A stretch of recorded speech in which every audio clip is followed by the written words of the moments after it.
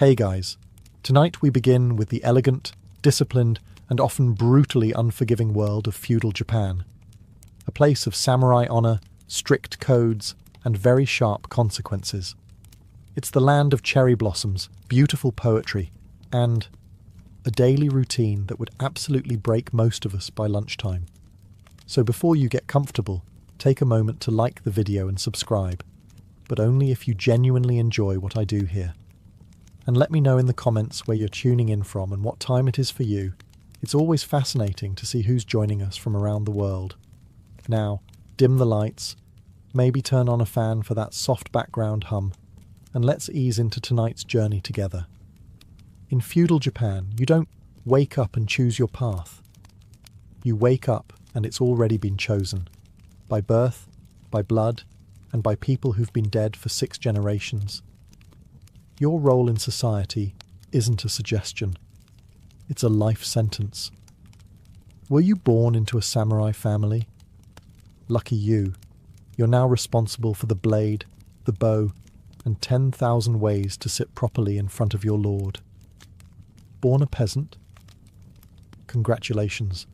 You'll be spending the next 40 years ankle deep in mud, and your children will too. Forever. There is no resume. There is no start your own business. You're either a samurai, peasant, artisan, or merchant, and once you're placed, you stay there. Trying to jump ranks isn't just frowned upon, it's punishable. You don't climb the ladder in feudal Japan. You bow to it. And we haven't even gotten to the ETA, the untouchables. These are the people who deal with death. Butchers, executioners, leather workers. Society needs them, but pretends they don't exist. They're like ghosts with jobs. Important jobs. But ghosts. Even within classes it gets worse. Let's say you're a merchant, which sounds decent, right? You've got coin. But in feudal Japan, you're near the bottom. Why? Because you make money without labour, which is considered morally shady. Yes, you're literally too efficient to be respected. Meanwhile, the peasants are taxed so hard on their rice that if they cough up too much, they starve. If they hide some to survive, that's treason. Heads roll, often. Samurai, you've got honour, but you're living in constant fear of disrespecting your lord, your ancestors, your tailor, or your sword by accidentally sneezing at the wrong time. Women? You didn't even ask. But no, you're not getting out of this either. Whatever your class is, your freedom ends where your father's opinion begins. You'll marry who you're told, obey whom you must, and thank the heavens if you're allowed to learn poetry. So yes, you're born, assigned a costume and a script, and shoved onto the stage of society whether you want to perform or not. It's elegant, poetic, and crushingly inescapable. And that's all before you've had breakfast. You might think feudal life was all grit and grime. But Japan took cleanliness seriously, painfully seriously. In fact, it was practically a religion, which sounds lovely until you experience it in winter. You begin your day by washing, not in a cosy tiled bathroom with a warm towel and cucumber soap, but at a stone basin filled with ice-cold water fetched from a well or stream. There's no heating. There's no negotiating. You splash your face and arms, shivering as if the ancestors are punishing you for having pores. Soap? Only if you're rich. And even then, it's made from ash or rice bran and smells like something a monk invented as a test of character. In rural areas, the local bathhouse, if you're lucky enough to have one, becomes the heart of hygiene. The communal cento is heated by firewood and filled with villagers. And by communal, we mean absolutely no privacy whatsoever. You bathe next to your neighbours, boss, future in-laws, and maybe your landlord, completely naked, in silence, pretending this isn't awkward. You scrub first, then soak. Cleanliness is sacred. Dirtying the bathwater, social suicide. But if you're not near a bathhouse, then you wash what you can, when you can. You clean your teeth with salt or a twig. Your nails are kept neat. Your clothes are regularly aired. You do this not because it's trendy, but because being unclean is seen as shameful, spiritually and socially. And if you're a samurai, multiply the pressure. Your lord might inspect you, head to toe, at any time. Dirty fingernails? Dishonor? Wrinkled robe? Disrespect? Too much body odor during a bow? You might not get back up again. Women? Expected to smell like cherry blossoms and discipline. Bathing is ritualized, skin care is practiced with military precision, and hair is maintained in elaborate styles that take hours. Also, you can work a rice mortar and still look dignified doing it. So yes, feudal Japan was clean. Very clean. But it came at a price. Freezing water, endless grooming, and the constant, soul-shrinking awareness that someone was definitely judging your foot hygiene. Let's say you're born into the warrior class, the samurai. Sounds cool, right? Fancy swords, silk robes, poetic sword fights under cherry blossoms. Now let's talk about the fine print. Being a samurai in feudal Japan isn't about swinging a katana and shouting for honor. It's about never ever screwing up. The entire framework of your life is governed by Bushido, the way of the warrior. A code of conduct so strict, even your ancestors are nervous. You don't live for yourself. You live for your daimyo, your lord. His word is law. His moods are weather patterns. And your job is to serve him with such loyalty that you'd rather die horribly than disappoint him mildly. No pressure. Disobedience? Dishonor? Failure? Dishonor? Raising your voice inappropriately? Dishonor? Looking at the wrong person sideways during a tea ceremony? You guessed it. Dishonor. And dishonor isn't something you walk off. It's something you're expected to atone for, usually with your own intestines. That's not a metaphor. That's seppuku, the ritual suicide expected of disgraced samurai. You kneel, pull out a short blade, and let's stop there. You get the idea. This wasn't rare. It was a respected, even celebrated way to preserve dignity. Mess up badly enough, and your lord might give you a short blade and a quiet room and say, you know what to do. On top of that, samurai were expected to train constantly. Swordsmanship, archery, horseback riding, strategy, calligraphy, poetry, all while maintaining perfect posture and the expression of a man who's never known joy, just a deep sense of obligation. Laughing too loud, unrefined, showing fear, weakness, getting emotional, shameful. Your clothes are precise, your sword must be spotless, and your conduct must be so honourable it makes other people uncomfortable. And if you ever raise your sword in anger without cause, insult a superior, or lose a duel, you don't just lose, you lose everything. Being a samurai isn't about glory, it's about discipline, silence, and surviving each day without blinking wrong. So yes, you look good in armour, but you're one eyebrow twitch away from existential catastrophe. So you weren't born a samurai. No sword, no poetry, no chance of dramatic ritual disembowelment. That's the good news. The bad news?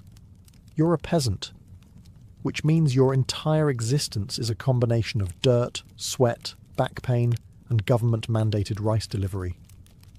You wake up with the sun, not because you're one with nature, but because the land tax doesn't pay itself.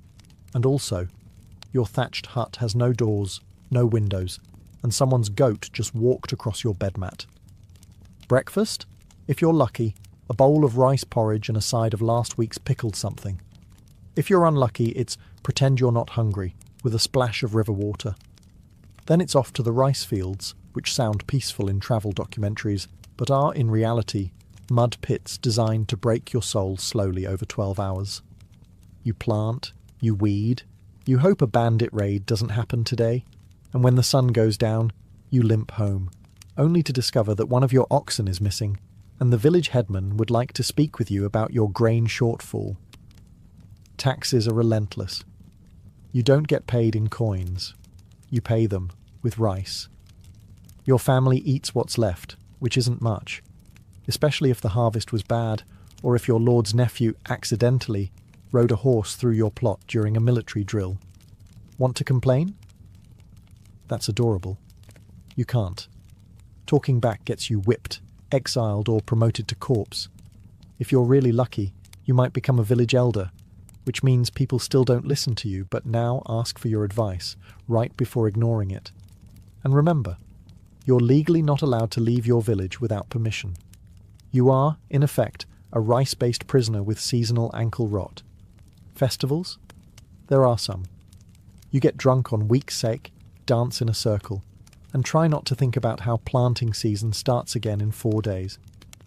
So yes, you are the foundation of the economy, the reason the samurai eat, and the person everyone forgets exists. And no, you do not get a day off. Because feudal Japan believes in hard work, generational suffering, and keeping expectations extremely, extremely low. You're hungry. Of course you are. You've been tilling, planting, sweating, and politely not dying since sunrise. Time to eat.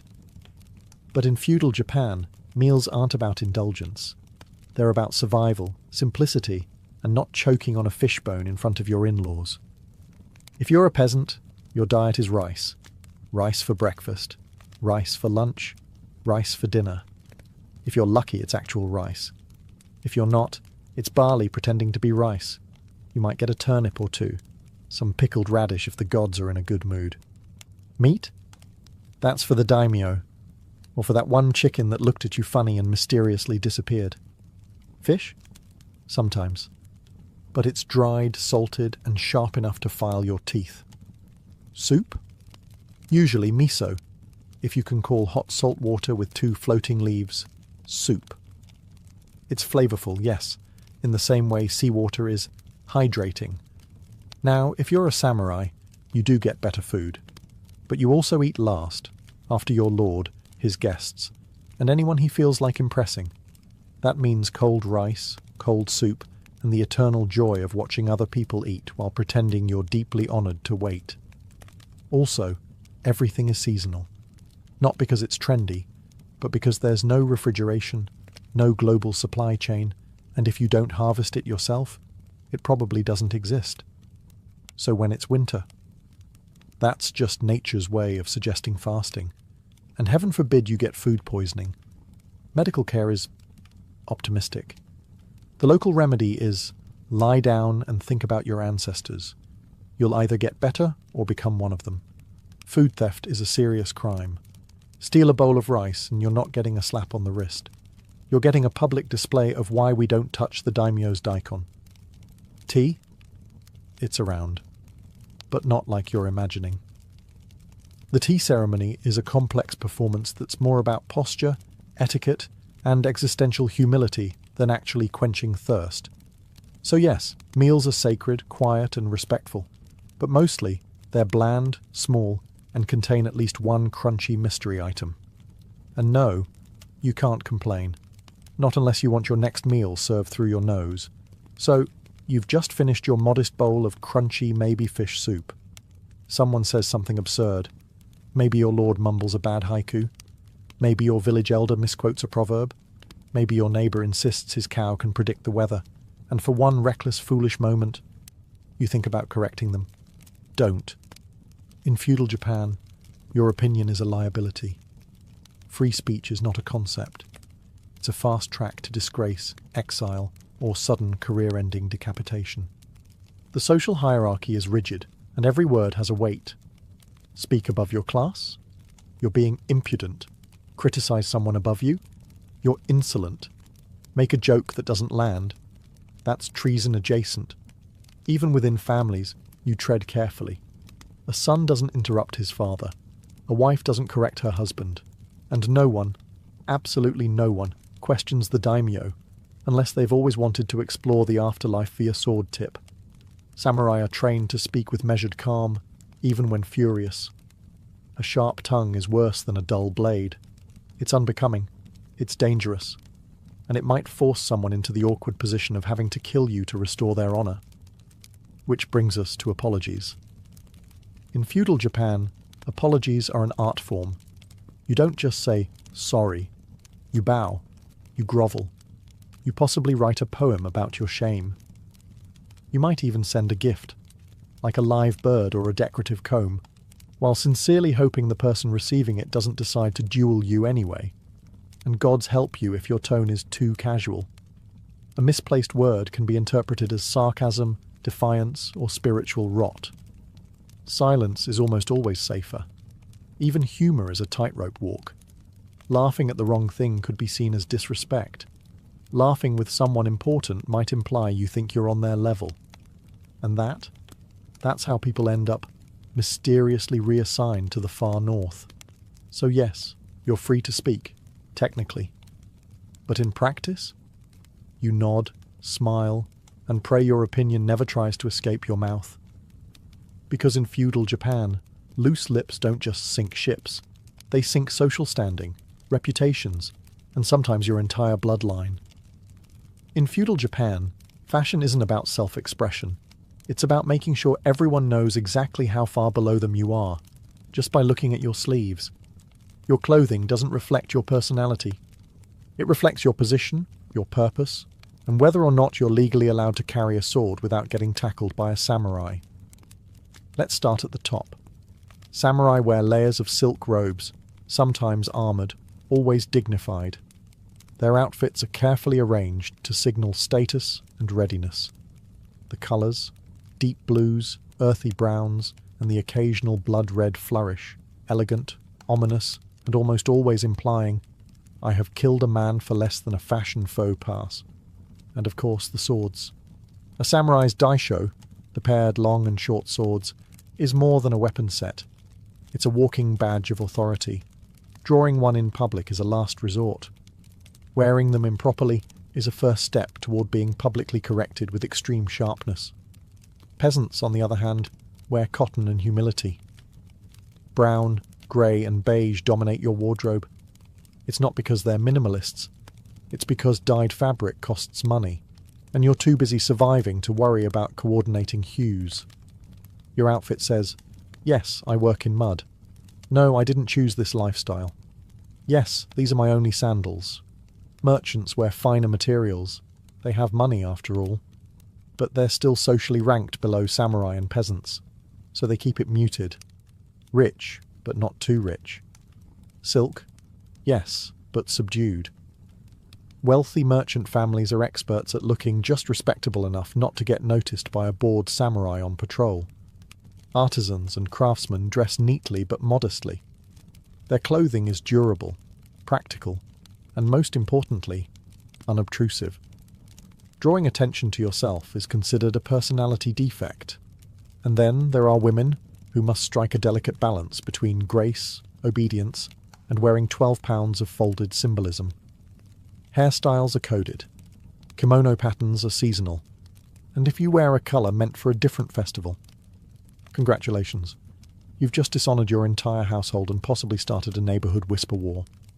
In short, what you wear isn't just about clothing. It's about rank, ritual, and surviving daily judgment from both heaven and your mother-in-law. So, you're imagining moonlit walks beneath cherry blossoms, whispered poetry under paper lanterns, perhaps a dramatic kiss between a samurai and a forbidden princess. Yeah. No. In feudal Japan, love is a side quest, and not one you're likely to complete. Marriage isn't about feelings. It's about alliances, status, rice taxes, and not embarrassing your ancestors. If you're a peasant, your marriage is arranged by your parents, and maybe the village elder. Romantic compatibility isn't discussed. Sturdy legs and healthy teeth are considered more important. If you're from a samurai family, the stakes are even higher. Marriages are tools of politics.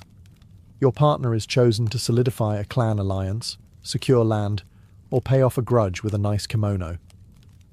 The goal isn't happiness. It's stability, ideally one that doesn't collapse during harvest season. Love letters. Maybe. But only if they're written in perfect calligraphy, using the appropriate seasonal metaphors, and passed along discreetly by a maid who definitely knows too much. Women, of course, have even less say. A samurai daughter may be married off at 15, required to master calligraphy, etiquette, needlework, and the fine art of never expressing disappointment out loud. Her job is to bear sons, serve tea, and absolutely never fall in love with the flute teacher. Actual romantic love, the kind with stolen glances and passionate declarations, is the domain of poets, theatre plays, and tragic ghost stories. If you want to experience love in feudal Japan, you'll need to watch a no-drama about two doomed lovers who turn into mist. And if you try to step outside your assigned relationship structure, good luck. Adultery can lead to exile, disgrace, or death by sword-related disapproval. The punishment might be carried out by your spouse, your lord, or your in-laws, whoever gets there first. Even for samurai, taking a concubine was common, but that didn't make things easier. It just added more people to disappoint silently. So yes, people fell in love. Secretly. Painfully. Occasionally with the wrong person, and always at the worst possible time. Because in feudal Japan, love wasn't forbidden. It was just dangerously inconvenient. In feudal Japan, death isn't a distant concept. It's your neighbour, your co-worker, your roommate, who never pays rent, but is always around. You don't plan for retirement. You plan for your exit. Because death isn't a tragedy here. It's part of the script. Let's start with the samurai. These honourable warriors walk around with 2 swords and a personal death plan. If they lose a battle, seppuku, insult their honour. Seppuku, spill sake on the daimyo's robe. Seppuku with dramatic background music. And it's not private, it's public, ceremonial, and performed with the same precision as a tea ceremony, but with significantly more internal bleeding. But don't think peasants are getting a longer life. If you're a farmer and the rice harvest fails, you're starving. If your village can't meet its tax quota, your head might be used to make a very stern point. Drought? Plague? Bandit raid? Pick your flavour of sudden demise. And good luck fighting any of it when your most advanced medicine is warm tea and a strong belief in herbal optimism. Speaking of bandits, they're real, they're everywhere, and they don't care that you spent all year growing those daikon radishes. The roads outside towns are so dangerous that people just don't travel unless absolutely necessary. The phrase, "maybe we'll visit your cousin next year," actually means, "I enjoy being alive." If you're a woman, childbirth is a dice roll. Complications? Too bad. Midwives are helpful, but surgical options are mostly pray harder and boil another towel. If your husband dies in disgrace, you might be expected to follow him. Not emotionally, but literally, with a dagger. And let's not forget nature itself. Earthquakes, floods, tsunamis, famines. Japan is a disaster artist. Your home could be washed away or buried at any time, and the only insurance policy is a well-tied roof and deep spiritual acceptance. But perhaps the darkest part, you're expected to accept it all calmly. Wailing in fear or fighting fate is considered undignified. A real hero bows before death, composes a poem, and meets their end like it's just another awkward dinner with your clan. So yes, feudal Japan is beautiful, but mortality is part of the decor. In modern life, you're told to follow your dreams, be your own person, and live your truth. In feudal Japan, your truth is whatever your clan tells you it is. Individualism isn't a virtue, it's a red flag. You exist not as a lone star of destiny, but as a very small branch on a very important family tree. And your job is to keep that tree from catching fire due to any embarrassing behaviour, like expressing opinions or falling in love with a merchant's daughter. Your clan is everything. Your identity, your reputation, your future. It all flows through your family name. You are part of a web of obligations, honour, and expectations so dense it might as well be a spiritual spreadsheet. Even the samurai, proud, honourable warriors, don't fight for themselves. They fight for their daimyo, their household, their ancestors. And if they die, ideally, it's in a way that makes everyone above them look great. Because dying with honour is one thing, but dying in a way that slightly embarrasses your clan? That's the stuff of generational nightmares. Your actions reflect on your father. Your father's actions reflect on your grandfather. Your grandfather's actions may still be affecting how your cousin is treated in the next province over. It's not guilt by association. It's life by association. Want to open a noodle shop because you love cooking? That's adorable. Unfortunately, your clan raises horses, so you'll be brushing hooves until further notice. Express interest in painting? Excellent. You'll be decorating the temple your family sponsors, with strict guidelines, in total silence. And don't even think about scandal. One poorly timed affair, drunken incident, or public poem with too much sass, and the shame hits everyone. Your siblings, shunned. Your mother, mortified. Your great-uncle might have to disembowel himself just to restore the family's good standing. You are not a person.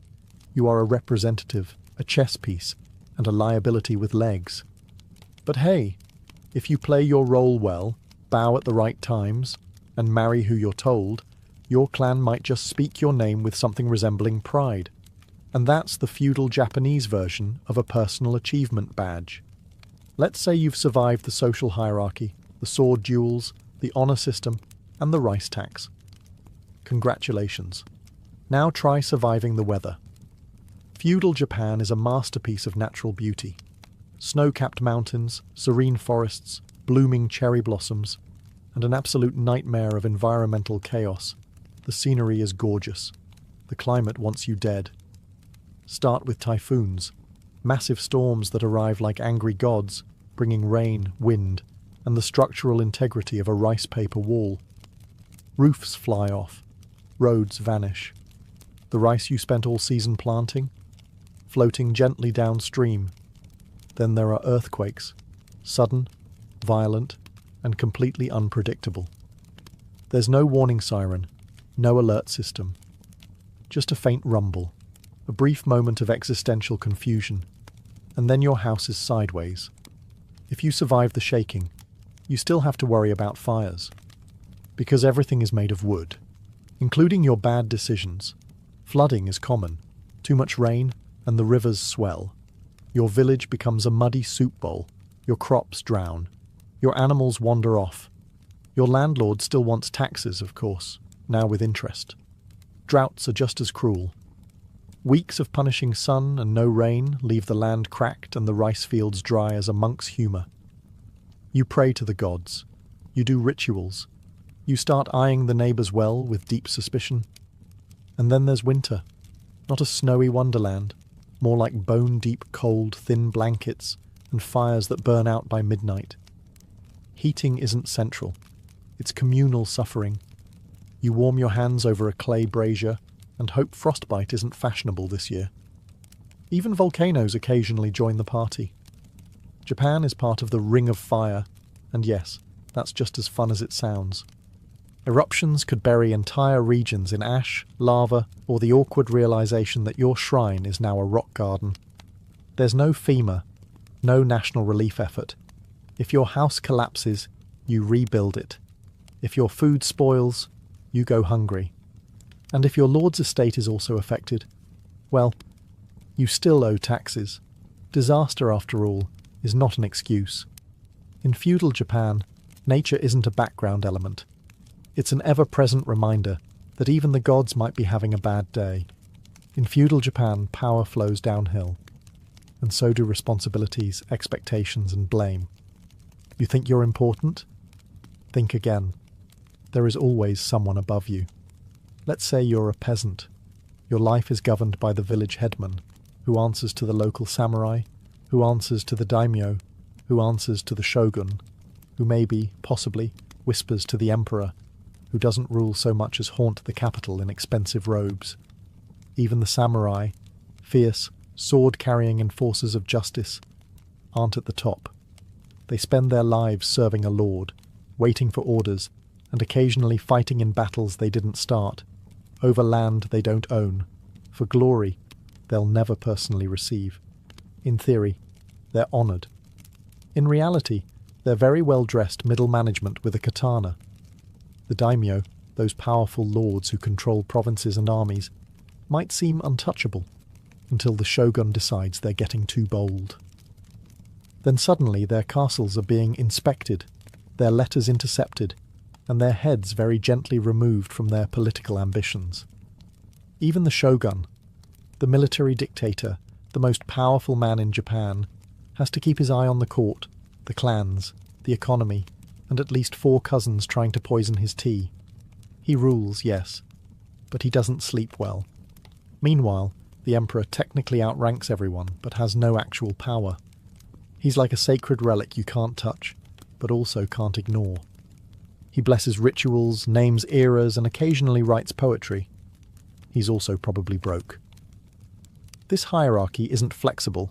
You don't climb it. You are placed, and you stay put, like an overly obedient bonsai tree. Ambition isn't admired. It's feared. The higher you rise, the closer you get to a sword in your back. Respect is demanded upward, and authority is enforced downward. Orders are obeyed, not discussed. Disagreements are dangerous. And any hint that you think you're above your station? That's not ambition.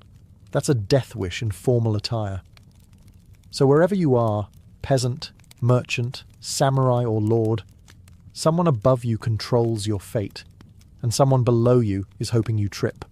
In feudal Japan, what you learn, and whether you learn anything at all, depends entirely on where you sit on the social ladder. Spoiler: if you're near the bottom, the ladder is mostly invisible and occasionally on fire. Let's start at the top. Samurai children. They're the lucky ones. From a young age, they're trained in reading, writing, swordsmanship, etiquette, poetry, archery, horseback riding, and the ancient art of looking unimpressed at all times. A samurai boy learns how to compose a death poem by 14. You are just figuring out cursive. Their education is rigorous, but with a clear purpose: to serve, protect, and not embarrass the clan. They study Chinese classics, Bushido principles, and how to bow so precisely that the gods take notes. Then there are merchant and artisan families. They get some education, usually math, record keeping, maybe a bit of reading, but only what's necessary for business. You're not reading Confucius. You're learning how to calculate the cost of pickled turnips in bulk. Practical? Yes. Glorious? Not really. Peasant children? Education looks like this. This is a hoe. This is rice. Now start working before the sun beats us to it. Your parents teach you how to farm, how to survive, and how to politely not die in front of the tax collector. Literacy is rare. Schooling is a luxury. The only scroll you'll read is the one nailed to a tree explaining why your taxes just went up again. And girls? Unless you're from a high-ranking family, you don't get much formal education at all. You're trained in domestic skills, sewing, etiquette, tea ceremonies, and how to maintain silence while maintaining a household. If you're really fortunate, you might learn calligraphy or poetry, as long as it doesn't distract you from folding laundry with spiritual precision. Education in feudal Japan isn't about personal growth. It's about fulfilling your role without asking questions. The idea of learning for fun would make most elders faint into their sake cups. So yes, knowledge is power, which is exactly why they kept it so tightly controlled. Feudal Japan is a land of breathtaking aesthetics. Everything, from the curve of a fan to the placement of a teacup, seems designed to soothe the soul and impress your ancestors. But here's the catch. You can and will be judged for doing it wrong. Culture in feudal Japan isn't just art, it's performance with consequences. The way you arrange flowers, pour tea, or fold a kimono isn't left to whimsy. It follows strict codes that have been around longer than your entire bloodline.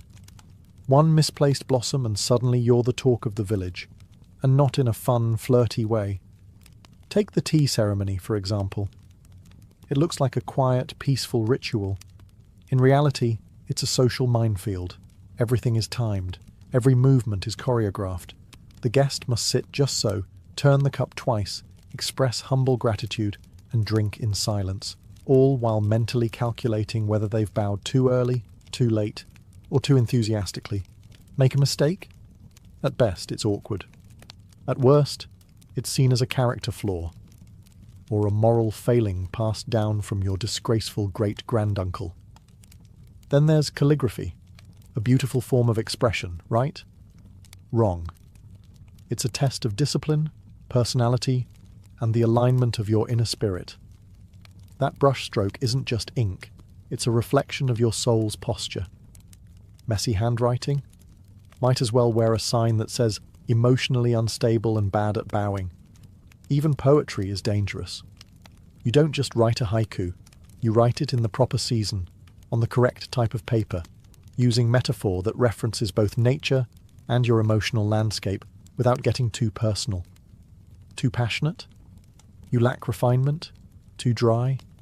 You're spiritually cold? Too clever?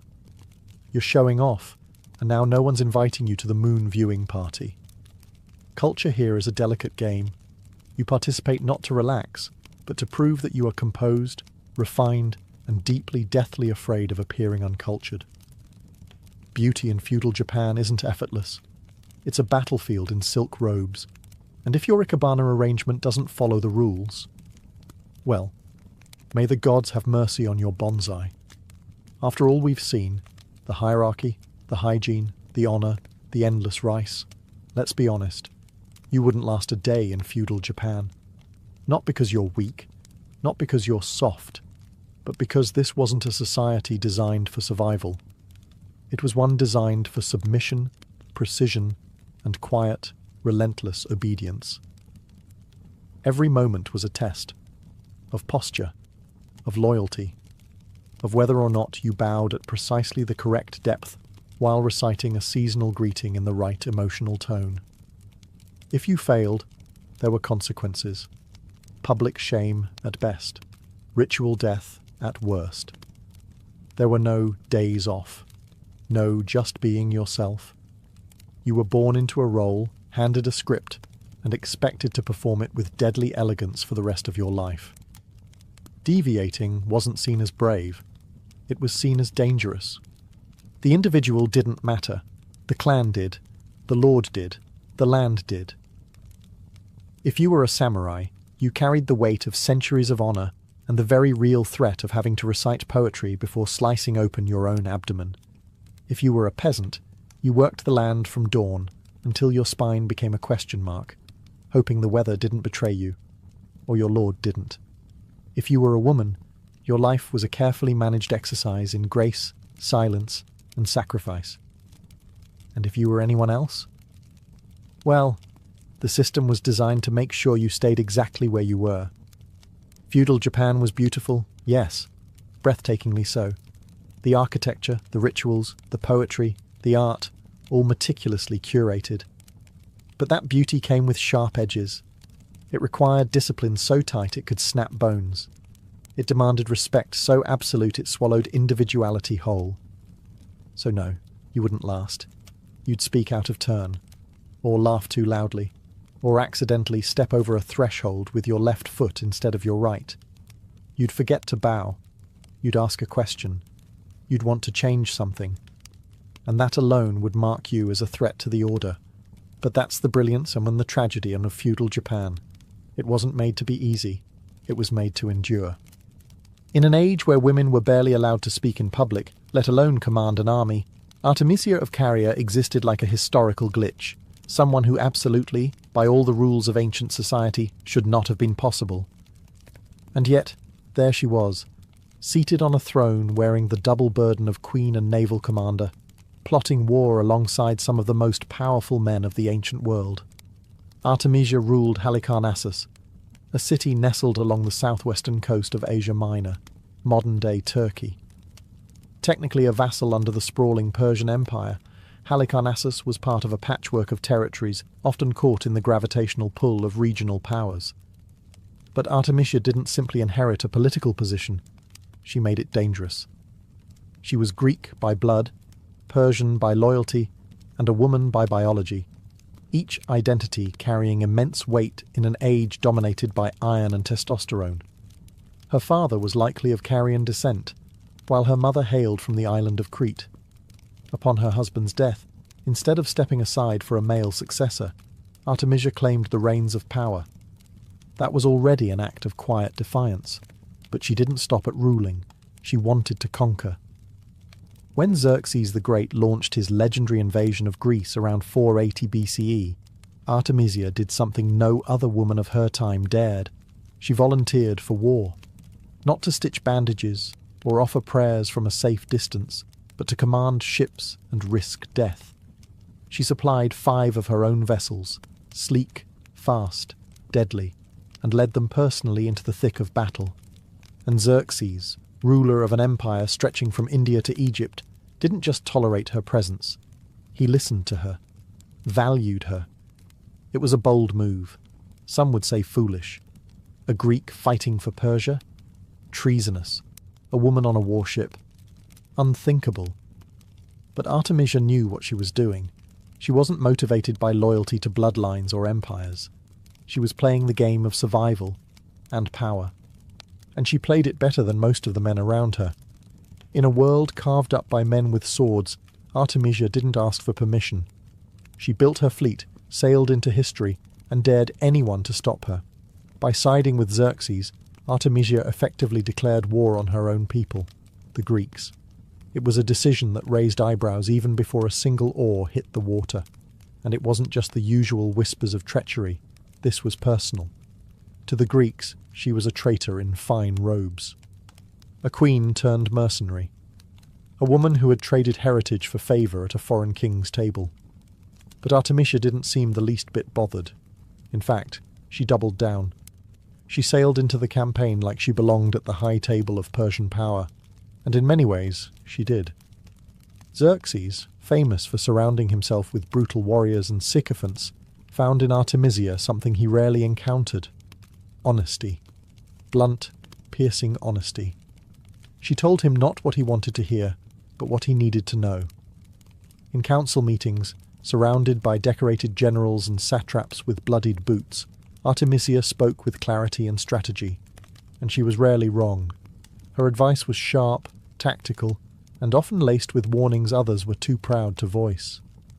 Before the infamous Battle of Salamis, she urged Xerxes to avoid direct naval confrontation with the Greeks, warning that the cramped straits would nullify Persia's numerical advantage. But Xerxes, swayed by overconfidence and flattery, ignored her. That decision would come back to haunt him. Even among her Persian allies, Artemisia's presence was complicated. Many commanders resented her authority. After all, she wasn't just a woman, she was a Greek woman. One who told truth to power and led her own ships with unnerving precision.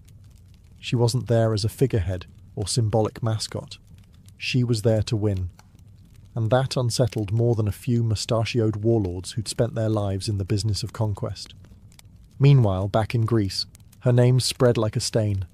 Herodotus, himself from Halicarnassus, seemed both fascinated and baffled by her.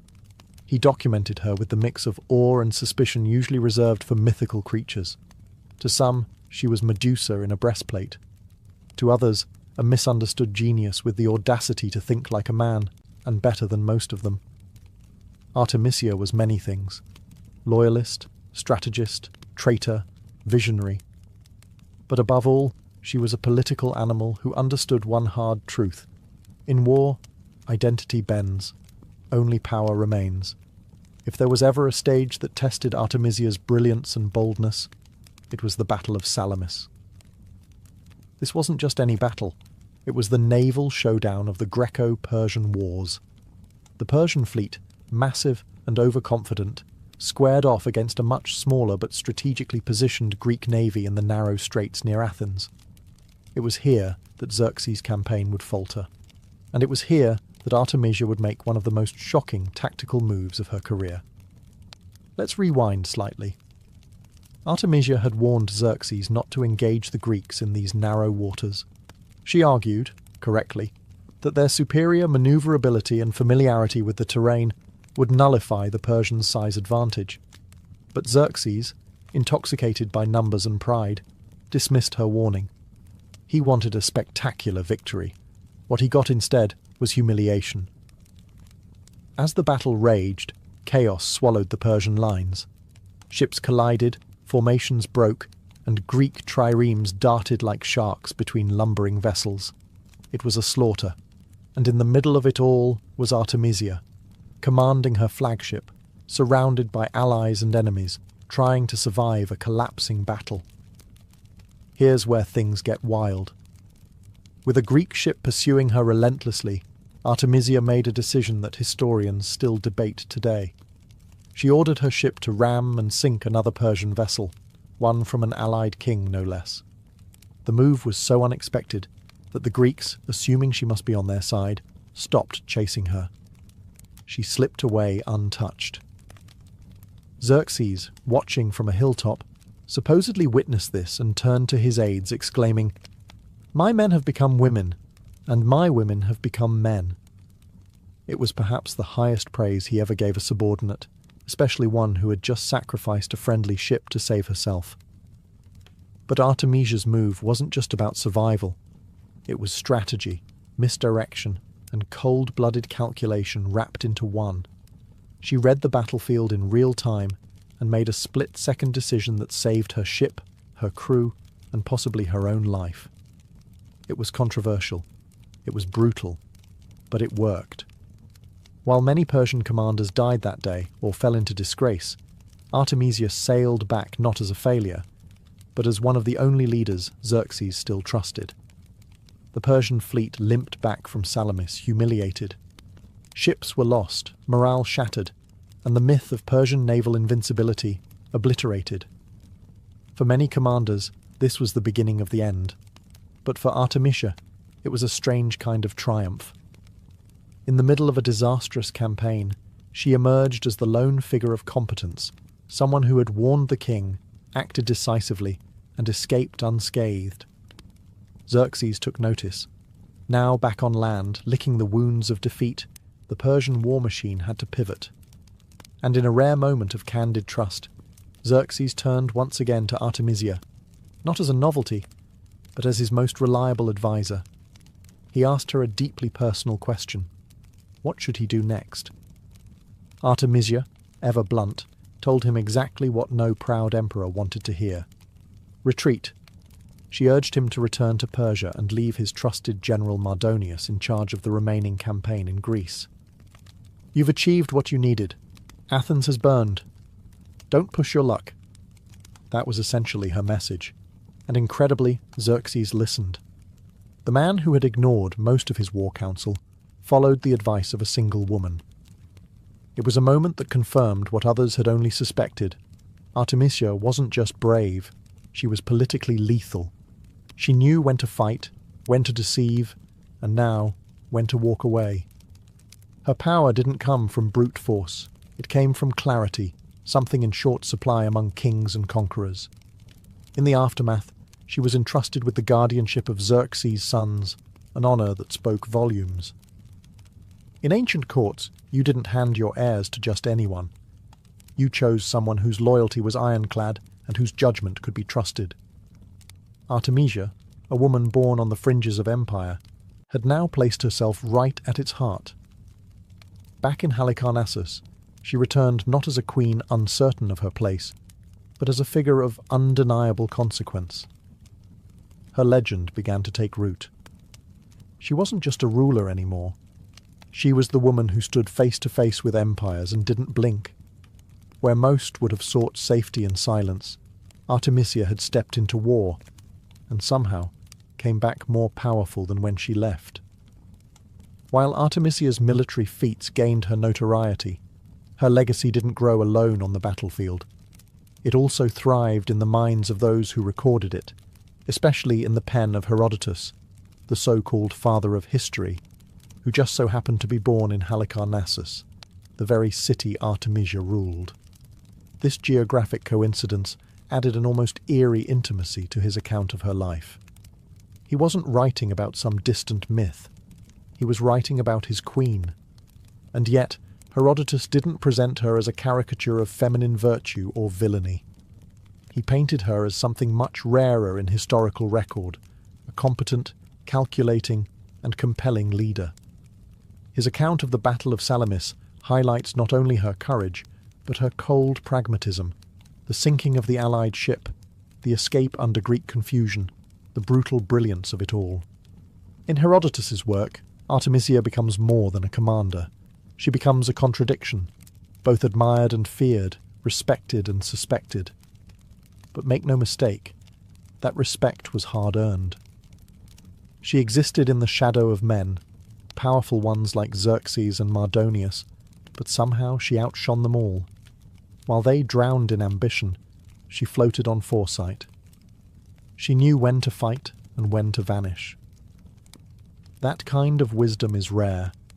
Rarer still when it comes from a woman in a world that equated femininity with fragility. And perhaps that's what intrigued Herodotus the most. Artemisia didn't fit. Not in the cultural mould of her time, and certainly not in the comfortable categories historians like to build. She wasn't a rebel, but she disobeyed. She wasn't a feminist, because the concept didn't exist, but she undermined patriarchy through competence alone. Her legacy spread quietly, not through monuments or golden statues, but through stories, echoes passed along by men who were forced to admit she was better than them. In war councils, she outthought them. In battle, she outmaneuvered them. And in politics, she outlasted them. For all their noise, the men of her time ended up needing scribes to keep their memory alive. Artemisia had something better. Awe. And as Herodotus put down his scroll and dipped his pen again, he wasn't just writing history. He was recording a riddle in the shape of a queen. Strangely enough, the name Artemisia didn't vanish after her death. About a century later, it returned, this time in the form of another queen, Artemisia the Secu of Caria, a namesake and likely descendant who also ruled Halicarnassus. But while the second Artemisia never commanded fleets in battle, she too would carve her name into the bones of history, quite literally. Her claim to fame? Building one of the 7 wonders of the ancient world, the mausoleum at Halicarnassus. The second Artemisia commissioned this towering marble tomb for her husband Mausolus, who was also her brother, because ancient dynastic politics never fail to get awkward. But it wasn't just a tribute to grief. It was a statement, a monument to Carian identity, and an echo of the strength that the first Artemisia had once wielded. Historians have long debated whether the two women were directly related, mother and daughter, aunt and niece, possibly not related at all. But one thing is clear. The name Artemisia had by then become synonymous with power, intellect, and bold rule. The legacy of the original queen had seeped so deeply into the identity of Halicarnassus that future generations wore it like armour.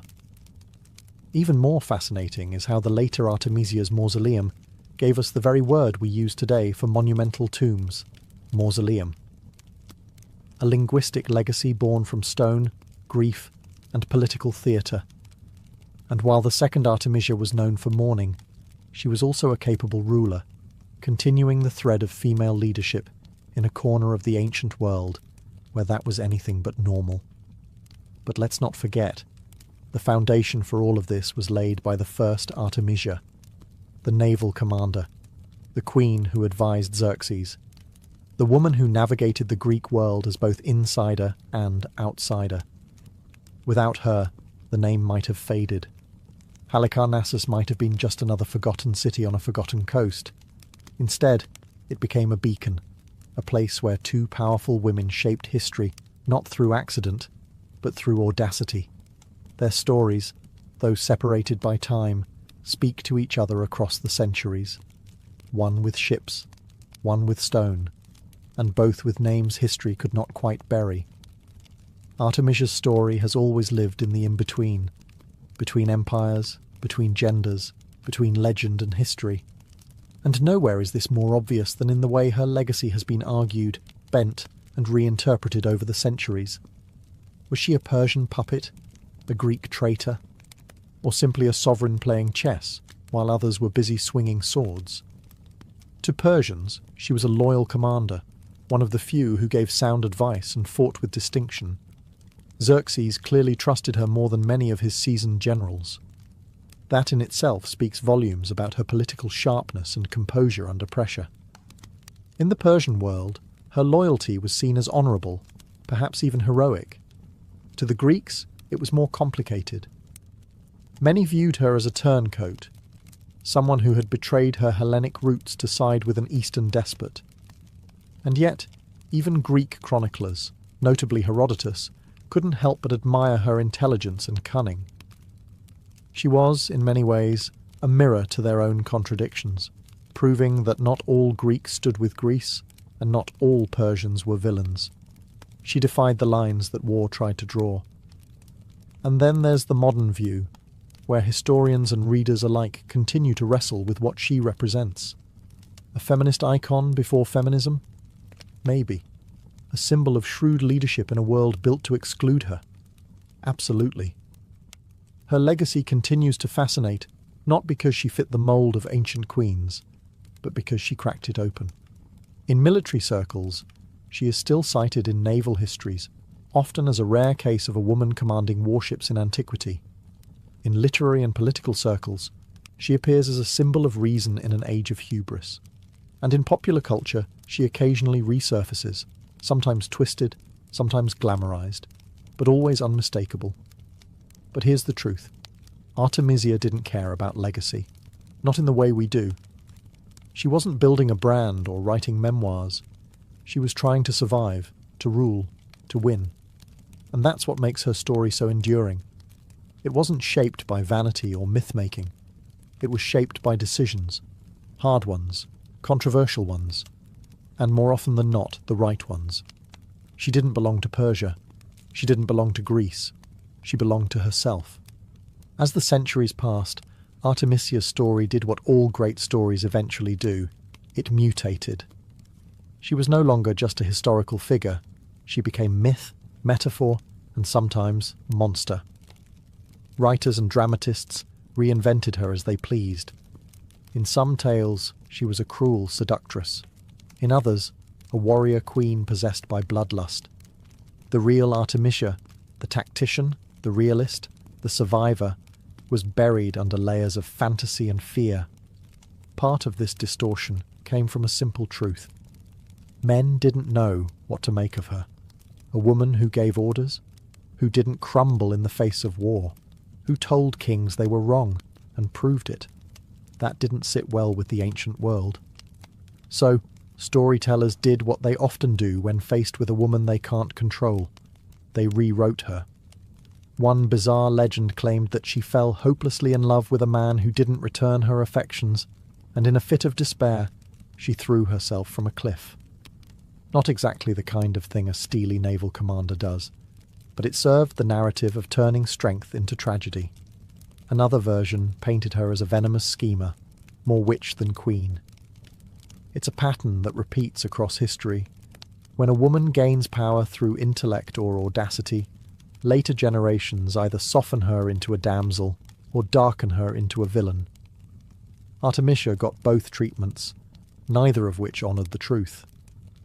The real Artemisia didn't rule with seduction or superstition. She ruled with vision, reason, and cold strategic brilliance. She played a man's game by her own rules, and won. That, more than anything, terrified those who came after her. Because if one woman could do it, what was to stop others? Even in modern times, adaptations continue to distort her. Hollywood, for example, recast her as a vengeance-fueled femme fatale in 300. Rise of an Empire. Entertaining? Sure. Accurate? Absolutely not.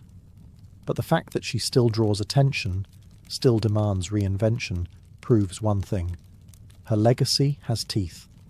The woman they feared didn't die. She evolved. Into myth, into memory, and into the long, uncomfortable question history keeps asking, what if more women had been like Artemisia? When Artemisia of Caria vanished from the records, she didn't vanish from history. She simply shifted form.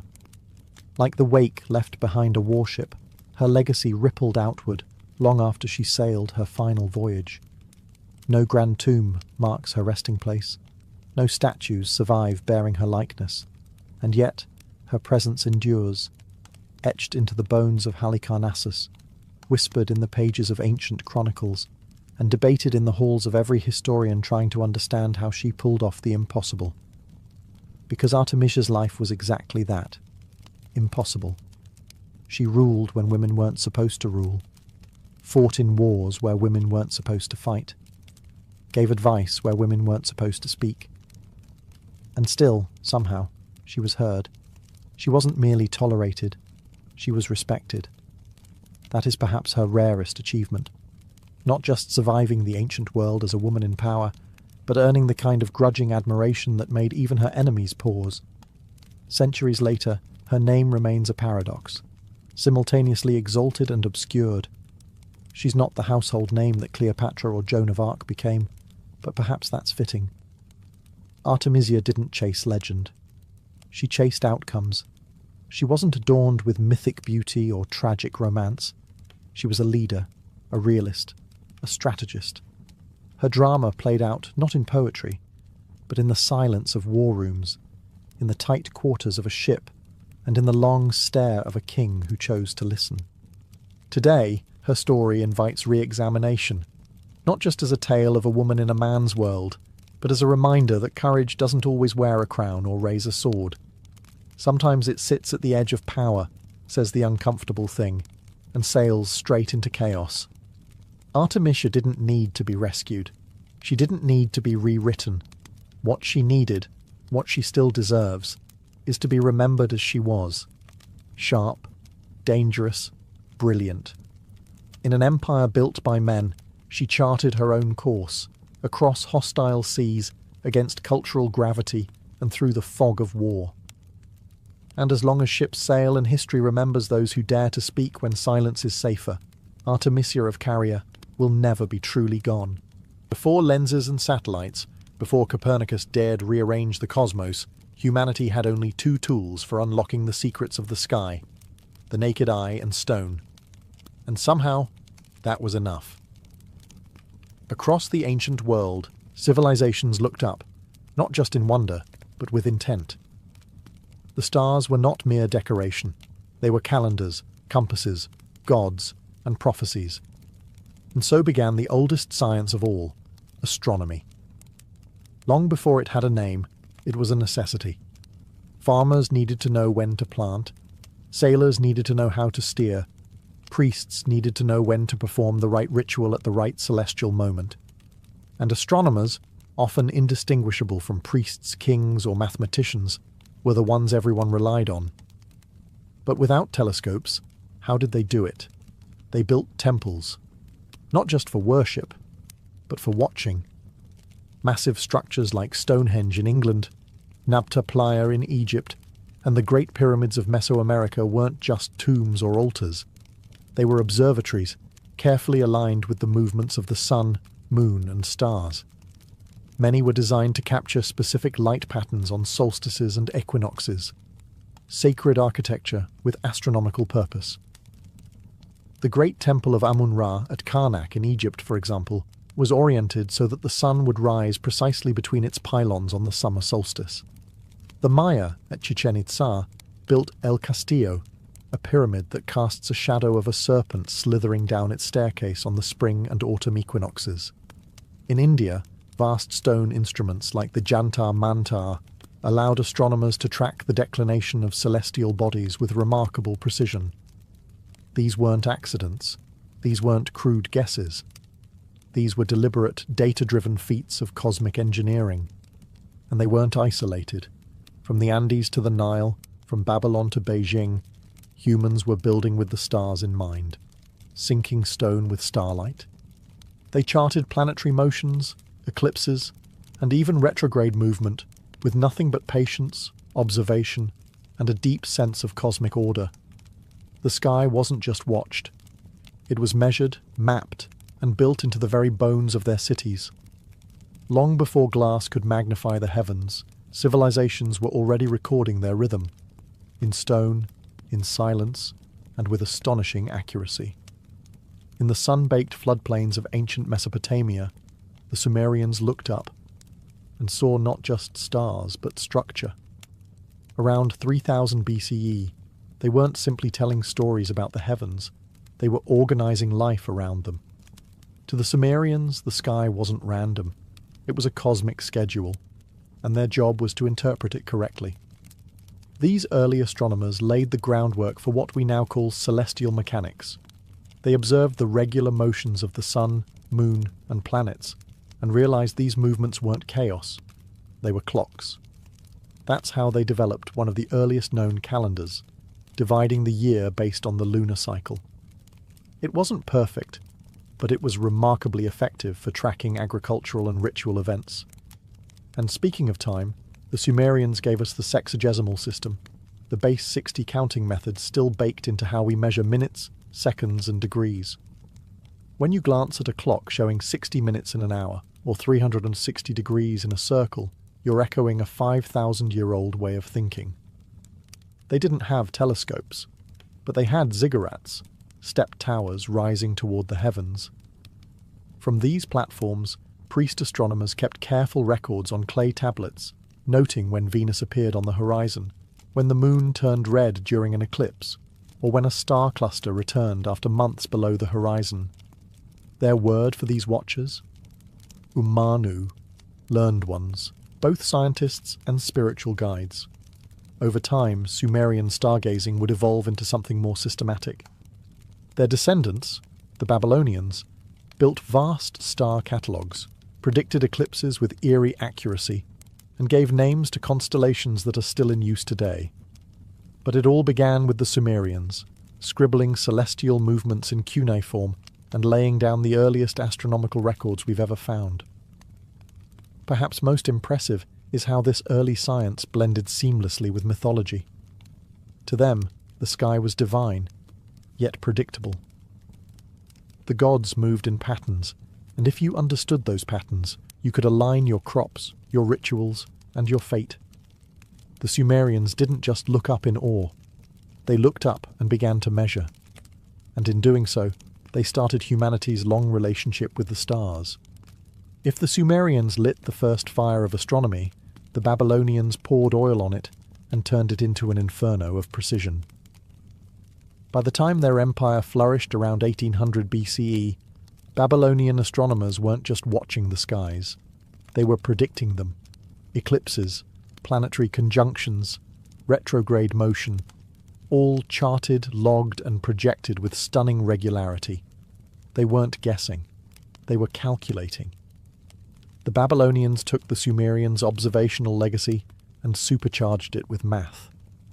They recorded the positions of stars, planets, and the moon on clay tablets known today as the Enuma Anu Enlil and the Mulapin, some of the oldest known astronomical texts in existence. These weren't bedtime stories. They were raw data, line after line of celestial movements. When Venus would rise, how long it would shine, when a solar eclipse might strike. These tablets were essentially the world's first almanacs. The most remarkable part? They could predict lunar eclipses using a pattern known as the Saros cycle, a period of roughly 18 years after which eclipses repeat. They didn't understand why it worked, but they knew it did work, and that was enough. For a culture that fused divination with astronomy, being able to foresee cosmic events gave them enormous power, both spiritual and political. And while the Greeks are often credited with inventing the zodiac, the truth is, the Babylonians got there first. They divided the sky into 12 equal parts, each anchored to a constellation, and laid the foundation for what would become the zodiac signs we still use and misuse today. Yes, when someone asks your sign, you can thank Babylon. But what really sets the Babylonians apart is their mathematical boldness.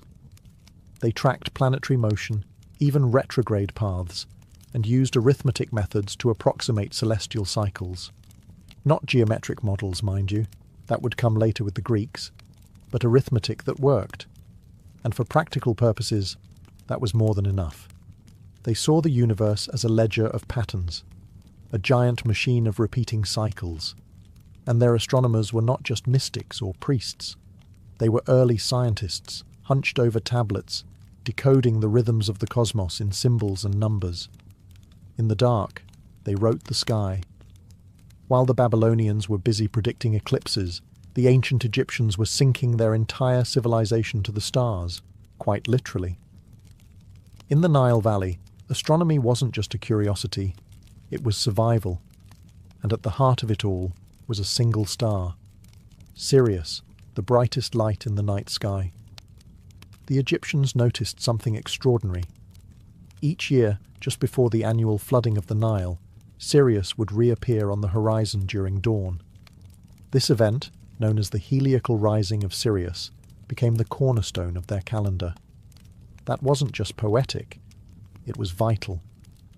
The Nile's floodwaters determined crop cycles, and missing that window could mean famine. So the Egyptians created a 365-day solar calendar divided into 12 months of 30 days, plus 5 festival days.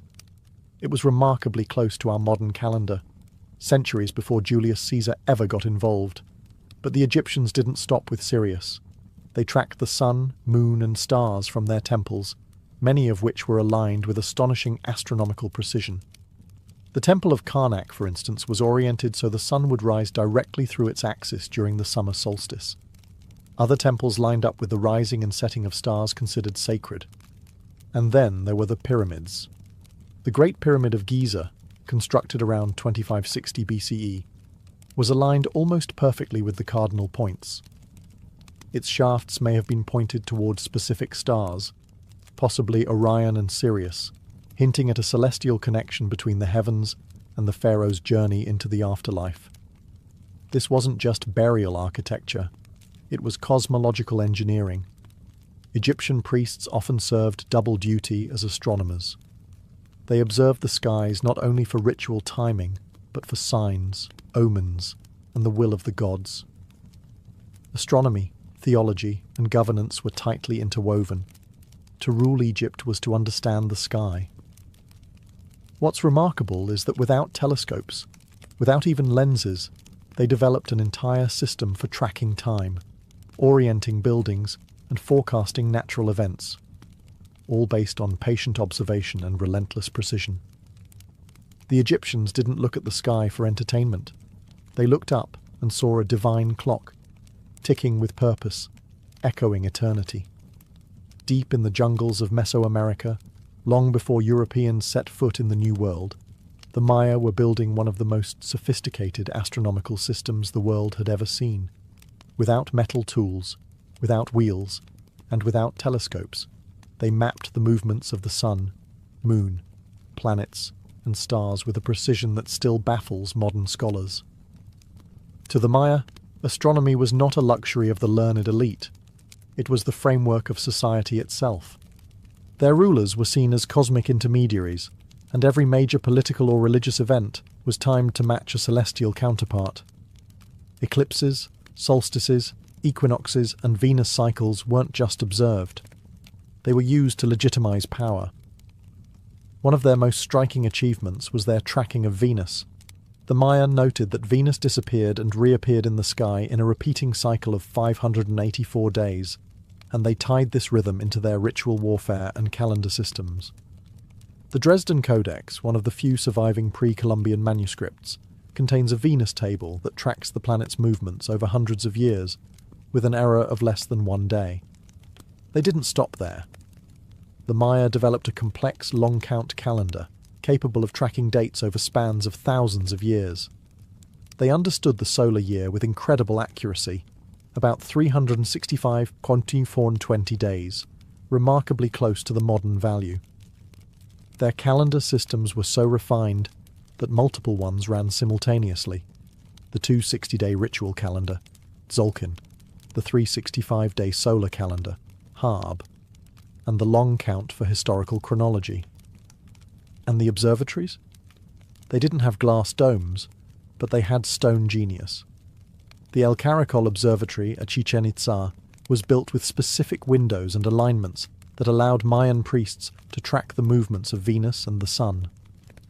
Temple staircases and shadow effects were timed to equinoxes, like the famous serpent shadow that slithers down El Castillo during the spring and autumn. The Maya weren't just watching the skies, they were synchronizing their civilization with them.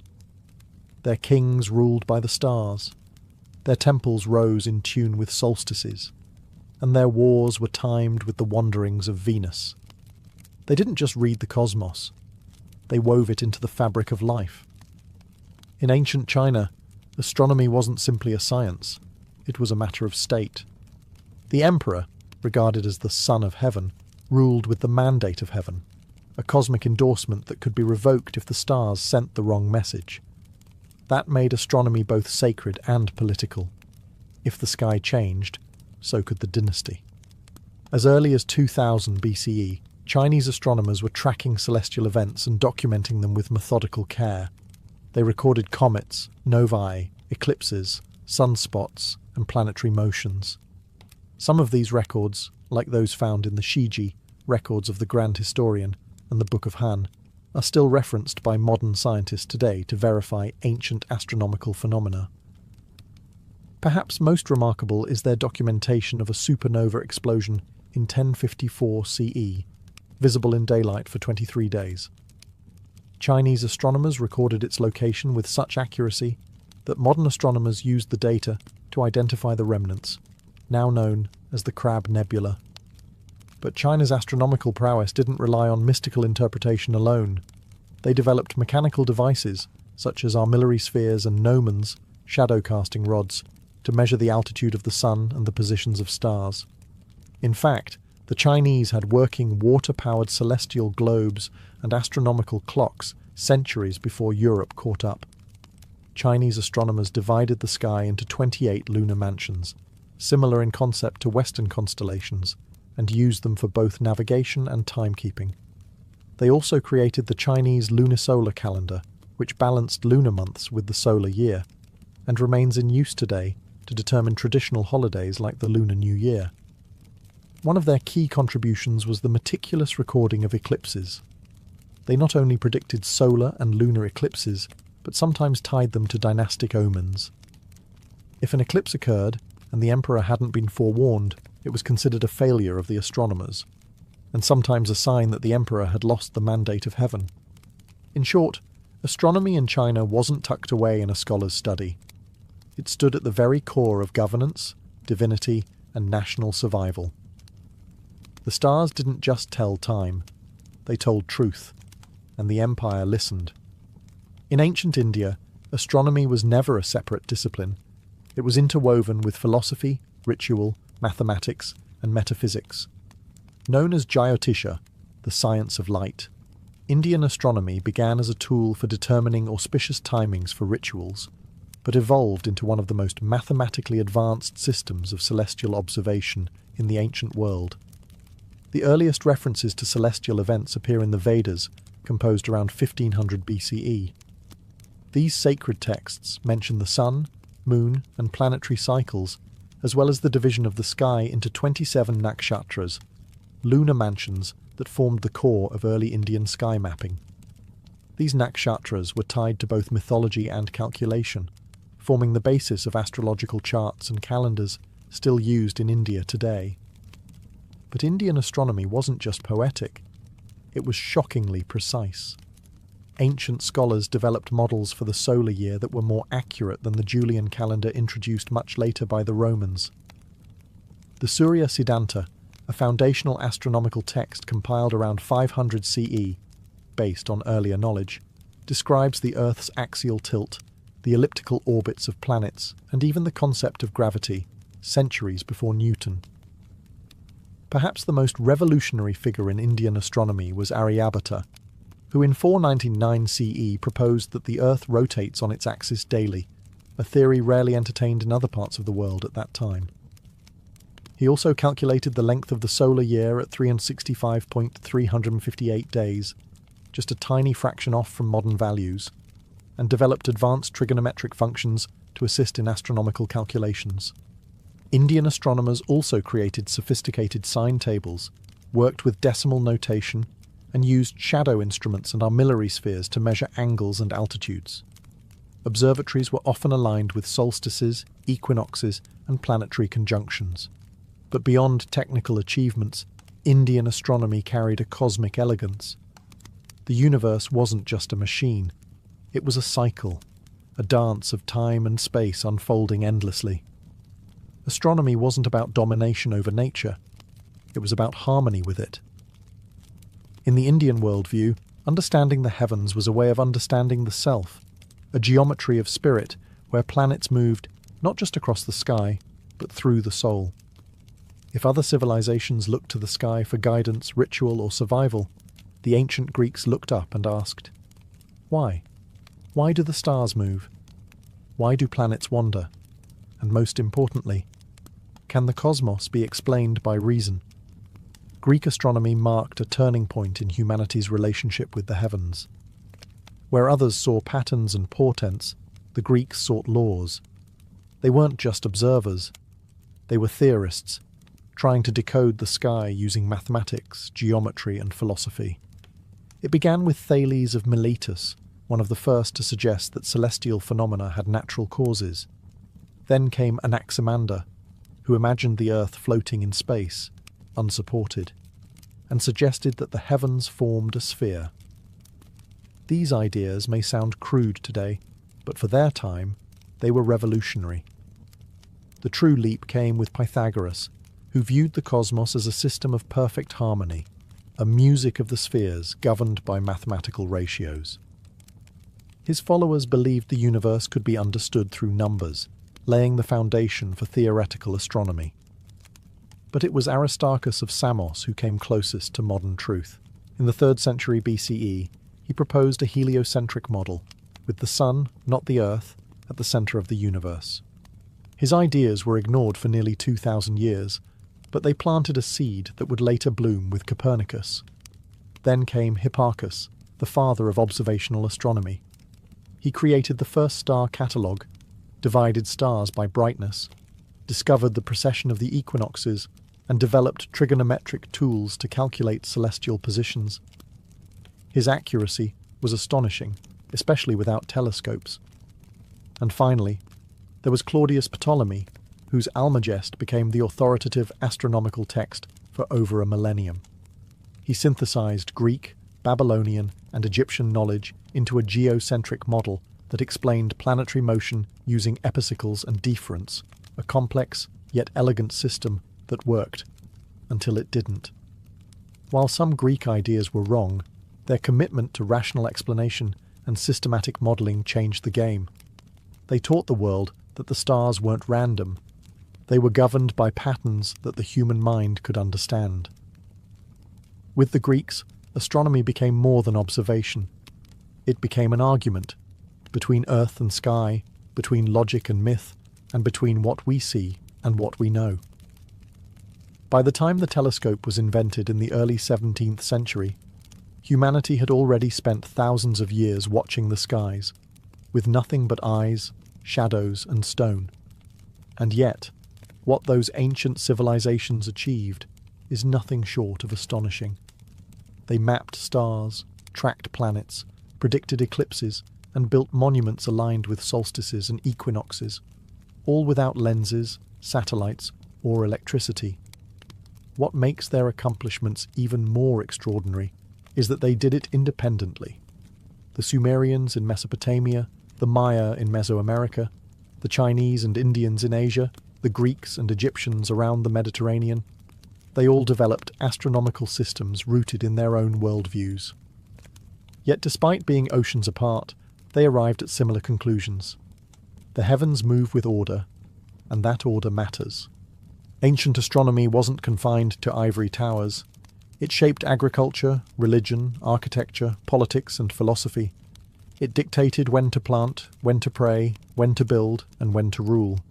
In every culture, understanding the sky was seen as a way of understanding the divine, or at the very least one's place in the vast machinery of existence. And while their models varied, some geocentric, some mythological, some cyclical, they all shared one trait: a deep, unwavering respect for the cosmos. For many ancient peoples, the sky wasn't just a backdrop. It was alive, deliberate, and sacred. The telescope would eventually change everything. It revealed moons circling Jupiter, phases of Venus, sunspots, and galaxies far beyond our own. But the groundwork, the patient mapping, the systematic records, the sheer curiosity that belonged to the ancients. Today, we carry their legacy every time we check a calendar, map the stars with a phone app, or celebrate a solstice. Every GPS satellite and space mission is built on a foundation they laid in clay, stone, and papyrus. They didn't know about black holes or cosmic microwave backgrounds, But they asked the right questions. They looked up, and they noticed. In the darkness, without knowing it, they became the first scientists. Quietly, faithfully, they wrote their questions in the sky. And thanks to them, we now have the tools to look deeper, not just into space, but into our own origins. In 1803, something unprecedented happened. A young republic, barely 3 decades old, bought a landmass so vast it doubled its territory overnight. The Louisiana Purchase wasn't just a real estate deal, it was a geopolitical thunderclap. With the stroke of a pen, the United States acquired more than 828,000 square miles of land from France, stretching from the Mississippi River to the Rocky Mountains. 13 future states would eventually rise from this vast, fertile terrain. And the price? A cool $15 million, roughly 4 cents an acre. But what makes this even more extraordinary is that no one, not even the Americans, saw it coming. At the time, President Thomas Jefferson had one goal: to secure access to the Mississippi River and the crucial port city of New Orleans. The young nation was heavily dependent on river trade. Farmers in the Ohio Valley needed to float their goods south, and whoever controlled New Orleans held the keys to economic survival. Jefferson authorized diplomats to offer France up to $10 million just for New Orleans and some nearby lands. That's it. But when those diplomats arrived, they were blindsided. The French had a counteroffer. Not just New Orleans, the entire Louisiana territory. Why? France, under Napoleon Bonaparte, was shifting its priorities. Napoleon had dreams of a grand North American empire, but the Haitian Revolution had crushed French ambitions in the Caribbean. Disease, rebellion, and mounting tensions with Britain made holding on to Louisiana more trouble than it was worth. Napoleon needed money for war, not swamps and prairie. Faced with an unexpected opportunity, the American negotiators said yes, quickly, even before they could get full approval from Jefferson. After all, this wasn't just a port. It was the Mississippi River, the Great Plains, access to the Rocky Mountains, and future control over the heart of the continent. What Jefferson received wasn't just land. It was destiny. A blank canvas for westward expansion, national growth, and, inevitably, conflict. But while newspapers celebrated, one truth was ignored. This land was not empty. It was already home to dozens of native nations, each with their own histories, alliances, and claims. And so, a deal made in Paris would not only reshape maps, it would alter lives across an entire continent. At the heart of the Louisiana Purchase stood one man with a crown and a headache: Napoleon Bonaparte. In 1803, the French emperor was fighting on too many fronts: in Europe, in the Caribbean, and in his own treasury. And so, in an act that shocked nearly everyone involved, he offered to sell off a third of North America to the very country he had once hoped to block from continental power. It hadn't started that way. Just a few years earlier, France had secretly acquired Louisiana from Spain under the Treaty of San Ildefonso. Napoleon had grand dreams of restoring a French colonial empire. Louisiana would feed Saint-Domingue, the crown jewel of France's Caribbean colonies, today known as Haiti, with wheat, meat, and supplies. France didn't want Louisiana for its own sake. It wanted it to support sugar. But that vision collapsed in fire and fever. The Haitian Revolution, led by formerly enslaved people under leaders like Toussaint Louverture, had erupted into full rebellion. France sent tens of thousands of troops to crush it and watched them die by the thousands, not just from battle, but from yellow fever. Napoleon lost his best general, his army, and his chance to reclaim the richest sugar colony on earth.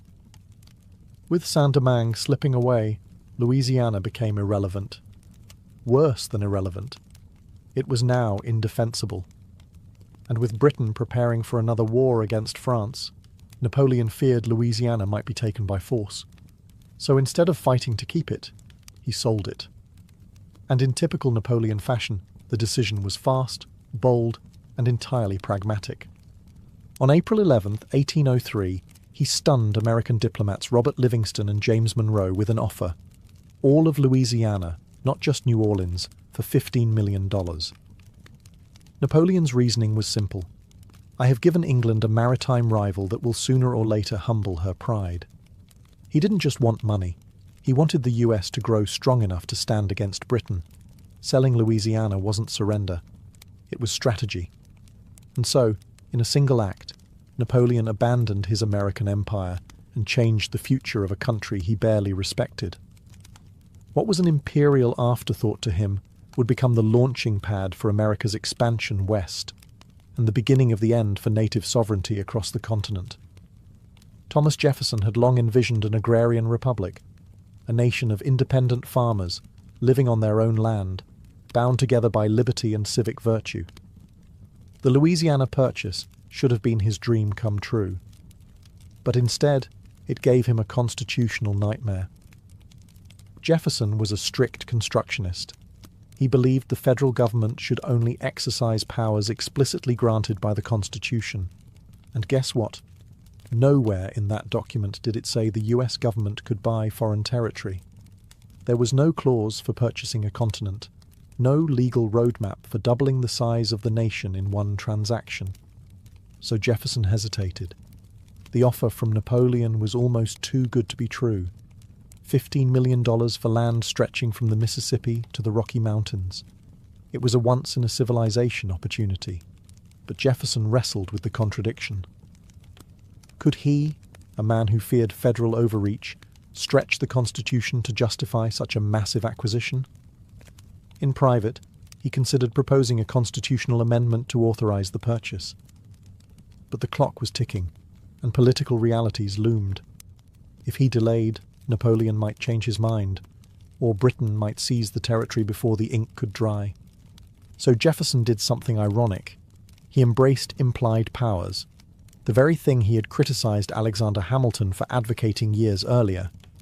He rationalized the purchase as a treaty, which the Constitution did allow the president to make with Senate approval.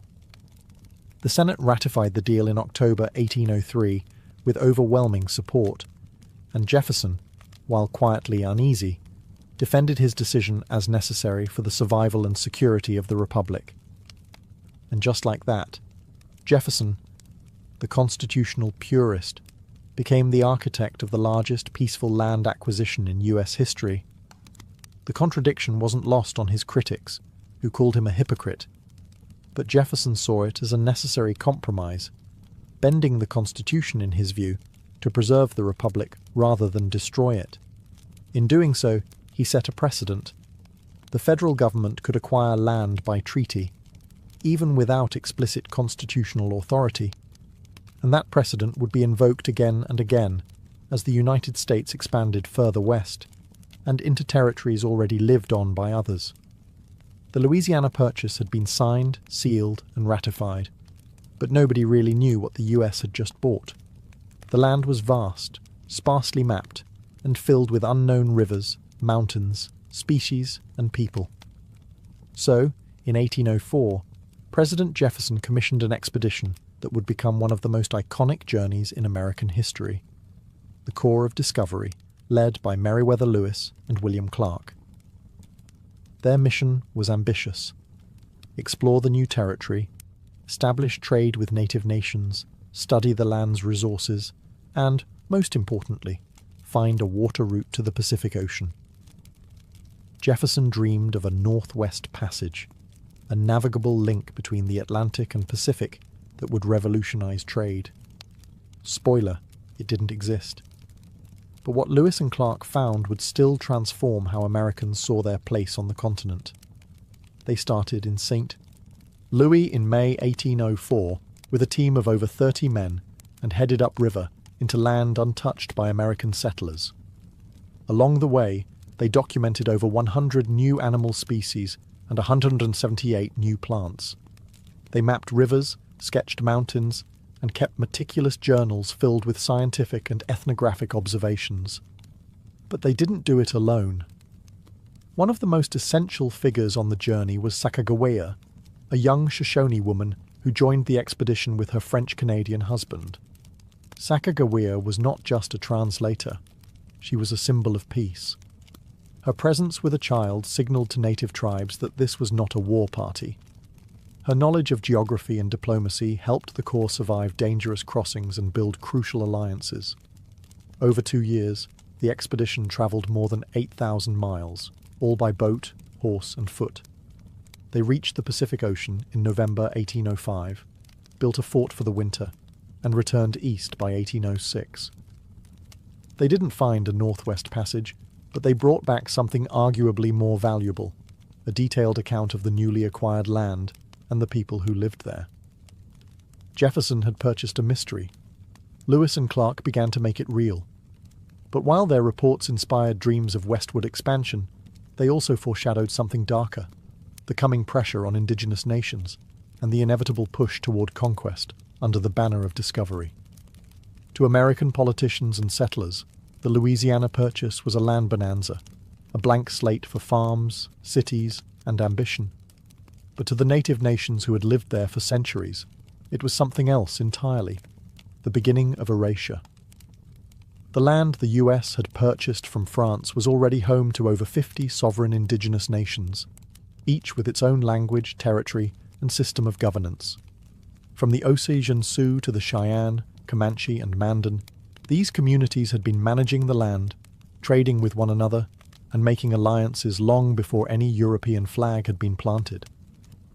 But in the eyes of Jefferson and future US leaders, the Louisiana Territory was a canvas, vast, underused, and ripe for American settlement. The native nations who lived there were not consulted in the deal. They weren't notified. They weren't compensated. One day, they were sovereign peoples.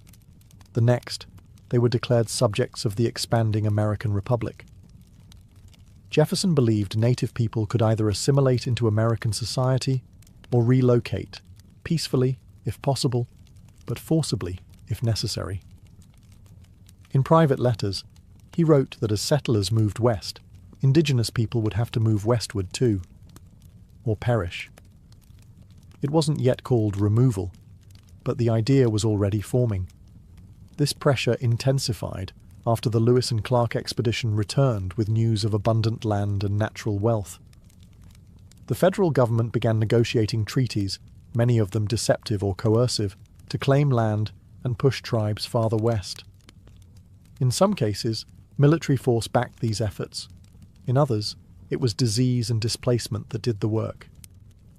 The Louisiana Purchase marked the start of a new phase in US expansion, manifest destiny before it had a name.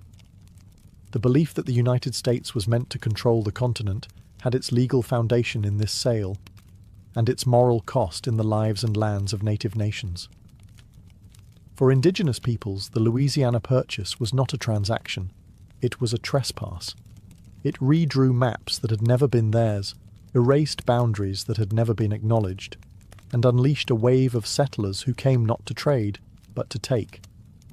And that wave was only just beginning.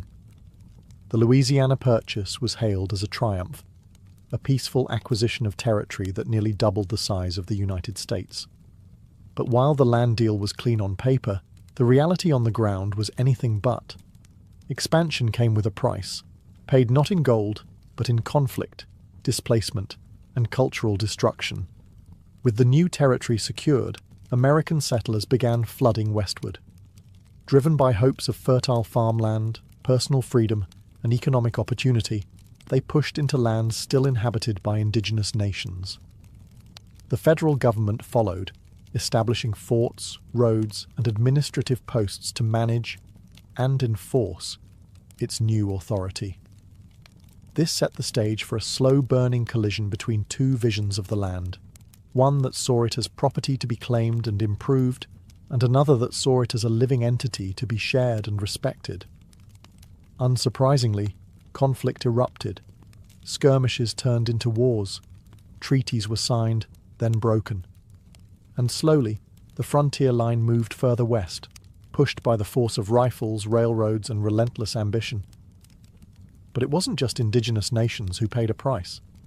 The Louisiana Territory also intensified a moral crisis that would eventually fracture the nation. slavery. Southern leaders immediately saw the vast new lands as an opportunity to expand plantation agriculture. Cotton and sugar thrived in the southern parts of the territory, and enslaved labor was seen as essential to making it profitable. This raised an explosive question. Would slavery be allowed in the new territories? The answer would haunt Congress for decades. It led to the Missouri Compromise, sectional tensions, and eventually the Civil War. The Louisiana Purchase didn't just stretch America's borders, it stretched its political fabric to the breaking point. And there were environmental consequences too. The rivers were dammed, the plains ploughed, the buffalo nearly wiped out. The transformation was rapid and irreversible. What had once been a landscape shaped by fire, herds, and indigenous stewardship became a patchwork of farms, fences, and industrial extraction. In seizing the land, the United States also inherited the burden of what it had done, a legacy that still echoes in debates over land rights, tribal sovereignty, and reparations. The land may have been purchased, but the real cost is still being paid. Once the ink dried on the Louisiana Purchase, a new question emerged. How exactly do you govern a territory so vast it defied imagination? The land stretched over what would become all or part of 15 modern US states, from Louisiana to Montana and from the Dakotas to Colorado. But in 1803, it was an undefined wilderness, full of possibilities, but with few roads, no towns, and countless competing claims. The first step was surveying, mapping out borders, rivers, mountains, and eventually property lines. Expeditions like those led by Lewis and Clark, Zebulon Pike, and others laid the groundwork. Cartographers, land speculators, and military engineers followed, drawing maps that would slowly become county lines, reservations, and state borders. What had been an open and interconnected indigenous world was now being chopped into rectangles. Congress passed laws to organize the territory, first as military districts, then as organized territories, each with governors appointed by the federal government. These new administrative units followed the pattern established by the Northwest Ordinance. Once a territory had enough settlers, it could apply for statehood. But not all borders were drawn with logic or justice. Take the creation of Missouri in 1821, the first state carved from the Purchase. Its admission triggered national uproar because Missouri wanted to allow slavery. The resulting Missouri Compromise drew an imaginary line across the Purchase.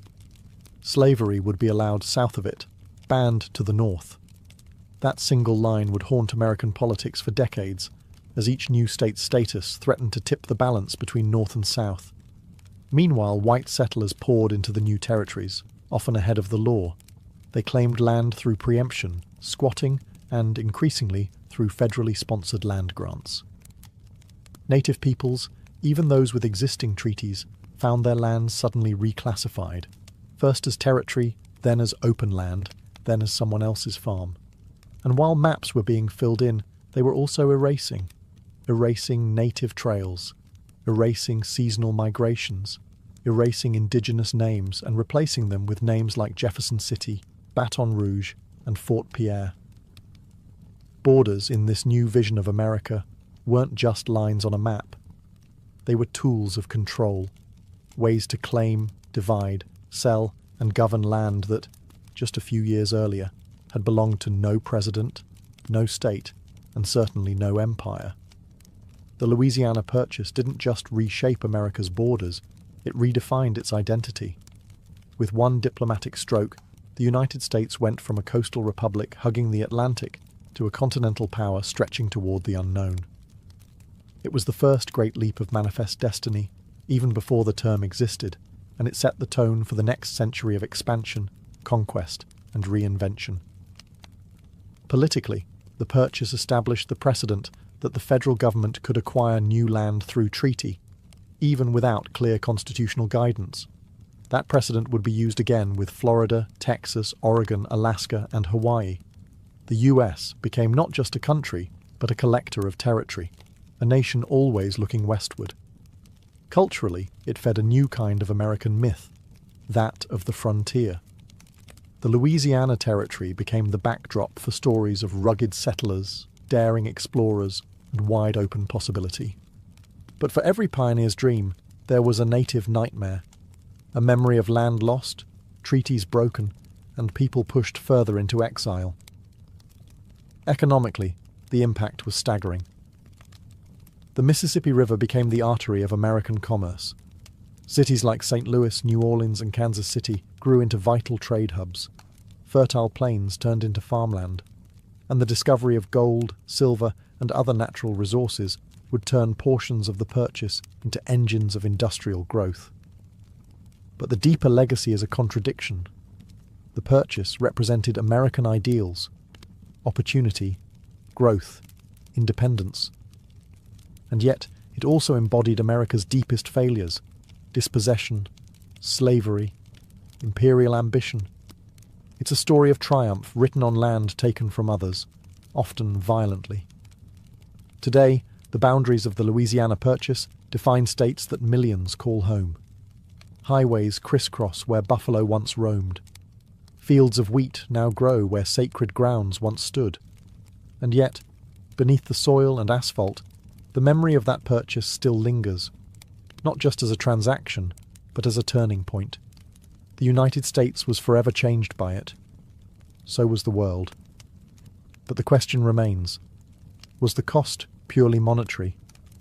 Or was it, as many would later argue, measured in lives, cultures, and landscapes that could never be bought back? In the end, the Louisiana Purchase was more than a land deal. It was a defining moment, a shift in American identity from a fragile republic clinging to the eastern seaboard to an empire in the making, stretching boldly into the interior. The ink dried in Paris, but the consequences echoed across prairies, rivers, and generations. For the United States, it meant possibility. It sparked a new national confidence, a belief that expansion was not only desirable but inevitable. That belief would harden into policy, becoming manifest destiny, and would eventually drive the US to the Pacific Ocean and beyond. It also cemented a model of power built on land acquisition, displacement, and development. The West was no longer a mystery. It was a target. And for settlers, speculators, and politicians, it was an open invitation to seize opportunity by uprooting what already existed. For native nations, the transformation was catastrophic. The land they had lived on, traded through, fought for and honoured, was suddenly owned, not by an invading army, but by a distant government that claimed to have bought it. There were no negotiations, no consent, just a line on a map and a new set of rules. The arrival of American settlers accelerated cycles of violence, forced removals, and cultural devastation. Treaties came and went, reservations were drawn, bison were slaughtered, languages faded. By the time the dust settled, the native presence in the Louisiana Territory had been largely confined, silenced, or erased, though never extinguished. And yet, the legacy of the Purchase remains layered. The cities, economies, and infrastructure that emerged from it helped shape the modern United States. The rivers it granted became lifelines. The natural resources it offered fueled industrial growth. The space it opened allowed for innovation, diversity, and reinvention. But the shadow of that deal still lingers. The Louisiana Purchase stands today as a paradox, a bold diplomatic victory and a blueprint for displacement. It's a story of growth and grief, of ambition and amnesia. It made the United States what it is, but it also forced a reckoning that continues to this day. How do you celebrate a land you never truly asked for and can never truly return?